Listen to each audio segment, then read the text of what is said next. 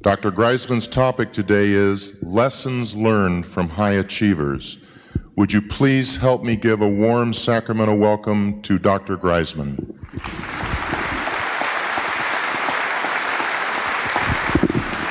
Thank you.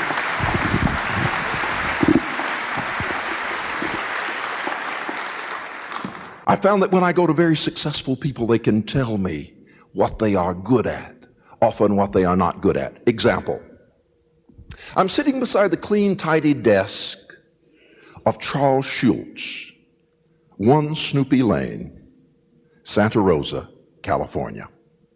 Here's his reply. I don't know how good I am at drawing, but I think I know as much about drawing comic strips as anyone else. I am an expert on the comic strip as a medium. When I teach my course in self-management at the business school at Georgia Tech, I say your goal should be 10 years from now, 15 years from now, be able to say, I am an expert on something. Paul Orfis, chairman of the board, what are you good at? Dow Chemical presides over thousands and thousands of people. I'm good with numbers, he says. I'm good at communicating. I'm good at team building. What are you not good at? I'm not good at dealing with the personal problems of my employees. I'm too soft-hearted for that.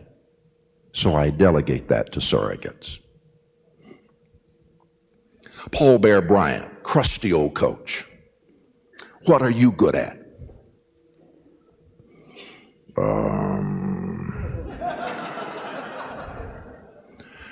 I'm a good coach of an ordinary ball player. Bobby Dodd's the best coach of an exceptional ball player. I mess up exceptional ball players.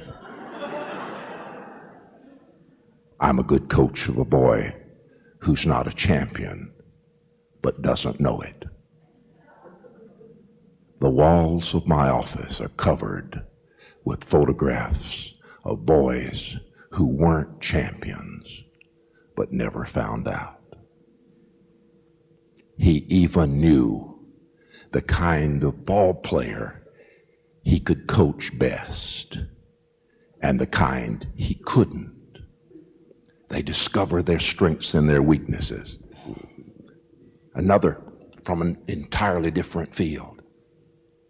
John Huston, legendary film director, Night of the Iguana, Treasure Sierra Madre, The Man Who Would Be King, so many. I interviewed him here in California. Let me see if I can capture that moment. I asked him, what are you good at? And with his modesty, typical modesty, he said, I can spot quality quickly, instantly, and I can detect its absence. I can see to the heart of a matter rather more quickly than the average individual. I can tell when a writer is writing, not perceiving, observing. When an actor is acting, not feeling, being. These things have been instruments in my service. Does that answer help you at all? I was doing a presentation not long ago in Macon, Georgia. My host was an architect. He owns a large architecture firm. And he said, my specialty is listening. I don't have a lot of creative flair. My son does. Some of the people who work for me do. Over the years, I've designed a few buildings that are little jewels, but most of the buildings that I've designed are workmanlike buildings that my clients love. But I have the capacity to listen. In this business, often a contractor and the client will get into a dispute because I can hear what both of them are saying. I can find common ground. Not long ago, we were up against a very large firm for a contract we really wanted. We got the contract because I convinced them I can listen. My specialty is listening. Helen Gurley Brown says everybody has a specialty. Somewhere amongst that melange of interests and ideas and capabilities, everybody has a specialty. How do people find this specialty, this strength? No one way. When I talk to youth groups, I talk about 6 or 7 ways that high achievers discover their specialty. And I thought about skipping over this one this morning, but because you are working with young people, let me tick off very briefly 6 or 7 ways people discover their specialty. 1, sometimes people discover it intuitively. It's as though a bell rings and something responds in them. When I interviewed Aaron Copland, he told me that he always knew he was going into music. He said he could remember standing by the piano when his sister was playing, and she would say, "Aaron, go outside and play." "I don't want to play. I want to hear the music." He announced to his parents when he was still very young, "I'm going to be a composer." They were astonished. His father ran a department store in Brooklyn. "You'll never make any money at it," he said, "but I'll do it." He studied, as you know, did rather well. And I interviewed him toward the end of his career and asked him, "Did you ever think of doing anything else?" And he said, "No. I don't know what I would have done had I not done music. So it's worked out all right for you." That's too tame. And then he used a word no one has ever used in an interview I've done to describe their career. He said, "My life has been enchanting." Sometimes people just know it, and they do it, and they're good at it. Have you ever known anybody like that? It's disgusting, isn't it? So let me tell you a second way. His name is Ron. He grew up in Atlanta. He always knew that he was going to go to Georgia Tech, always knew he was going to become an electrical engineer. His grades were good enough to get into school. He enrolled at Tech, became an electrical engineer in their program. But alas, his dream was quickly turning to a nightmare. In fact, within about a year, he was about to flunk out of school. In desperation, he went to his father. "I've made a mistake. I'm not cut out to be an engineer. I'm not cut out for this school." And then he told me, "I went to the counseling center and there met a man whose name I no longer remember. He gave me an aptitude test. When I finished taking the aptitude test, he looked at the test scores and he said, 'Why are you studying to become an electrical engineer? All your test scores show you have people skills, organizational skills.' I've always wanted to be an engineer." They talked for a while further, and then he said, "Why don't you consider making a slight shift? Why don't you think about moving from electrical engineering to industrial engineering? Not much of a change, just a little one. You'd still be an engineer, but you'd be able to do more people kinds of things, organizational kinds of things." He did. He said, "My grades improved. I began to enjoy going to class. I turned a corner." Last year in college during the summer, he took a job with Delta Airlines. He said, "I still remember that first job. I developed a little organizational plan to clean the planes and get them back in the air in a hurry." When he finished, he took a job with Delta Airlines and began working his way up the corporate ladder until 4 years ago, Ronald W. Allen was named chairman of the board, Chief Executive Officer, Delta Airlines. And what was it in his case? Was it something mystical? No. Something intuitive? No. It was simply an intelligent, interested person saying, "Why don't you shift from this to this?"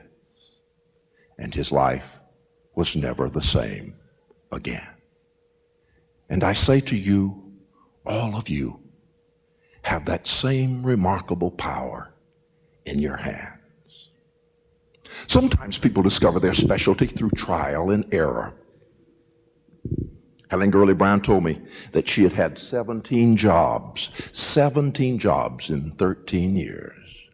By the time she was 31, surely she did not put them all on the resume.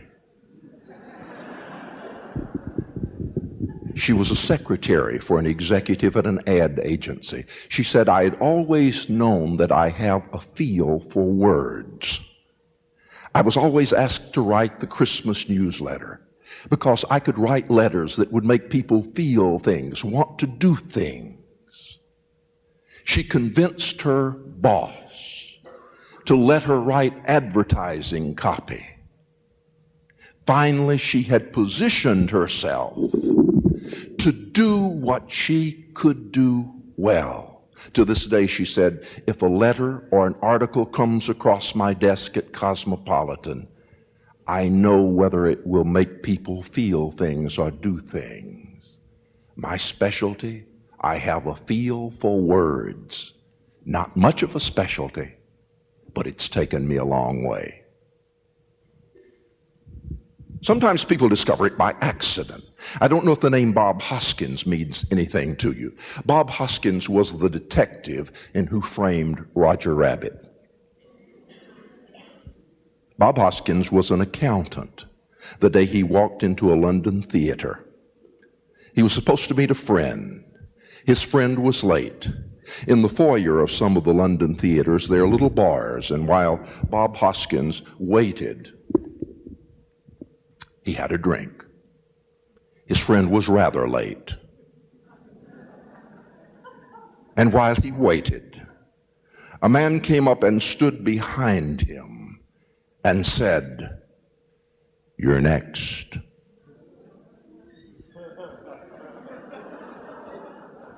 Next for what? Why, next to read for the part. Hoskins told me. By that time, I'd had enough to drink. I said, "Show me the part." He read for the part, the lead, and got the part. He said, "I didn't know what I was doing. I was just having fun." But I was at peace. I was at rest. I had found what I wanted to do. Opening night, an agent was present. She said, "Would you like to do this professionally, Mr. Hoskins?" He said, "Sure, find me work." From that day to this, he said, I've never, ever needed work. Coming from a technological university, I need to impress you with a little bit of technology. So let me talk to you about resonant frequency. These splendid musicians will know immediately what I'm talking about. If you take a C tuning fork and you strike that tuning fork near a piano that is in tune, what will happen to the piano? All the C notes will begin to vibrate. And I think there's something like that in human personality. Whenever we are around certain ideas or people, we vibrate. Sometimes people discover their specialty through what I call creative inventorying. They look at several things they want to do, and then they are able to cluster them, bring them together. Usually you have to choose, often among several very good things. It requires usually focusing. But occasionally a person can put several together, like Dan Barry.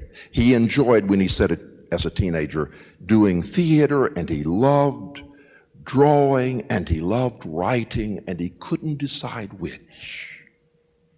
And then someone told him about drawing cartoons. And he realized that when he did cartoons, he was drawing, writing, he would do the storyline, and he was doing theater with characters, making them do what he wanted them to. And Dan Barry went into that field and for 30 years has drawn Flash Gordon. Sometimes you can do that. I mention this sometimes to young people if everything else fails. Hugh Stubbins is one of America's great architects. He did the Citicorp Center in New York. He did the Reagan Library out here on the West Coast, his firm did. He came in one morning and announced to his mother, "I'm going to become an artist when I grow up." She said, "Hugh, that's ridiculous. Artists don't make any money."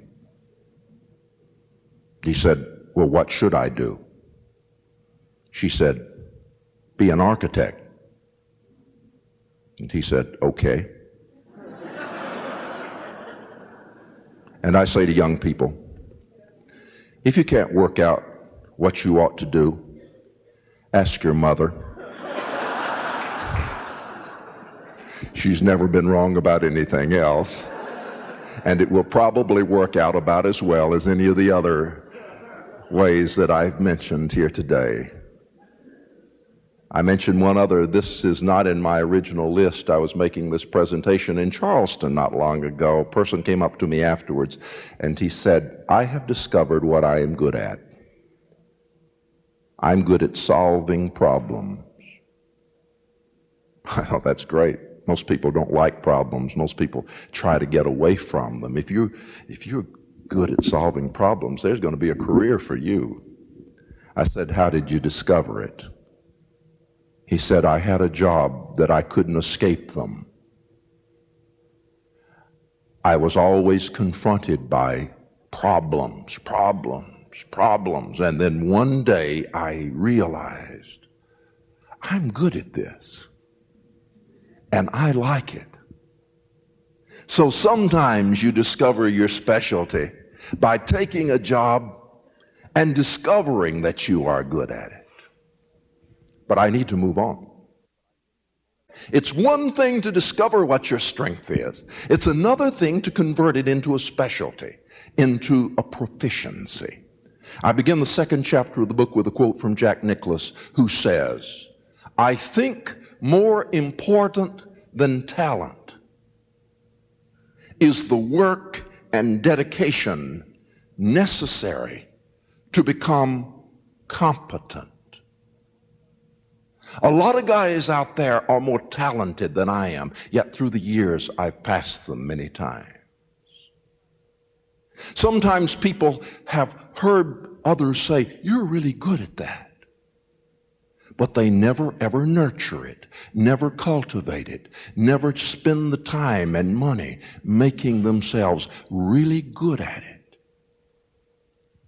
When I was writing this chapter, I heard a speech by Nobel laureate Herbert Simon that helped me tie together a lot of ideas that were buzzing around in my head. He talked about chess players. And he said there is a differentiating characteristic between the world-class chess player and the ordinary chess player. And that differentiating characteristic is patterns stored in memory. A world-class chess player can sit at a board and recognize from 15,000 to 50,000 different patterns and combinations. He and his colleagues said they had determined that it takes, on average, a bright person working hard from entry level to world class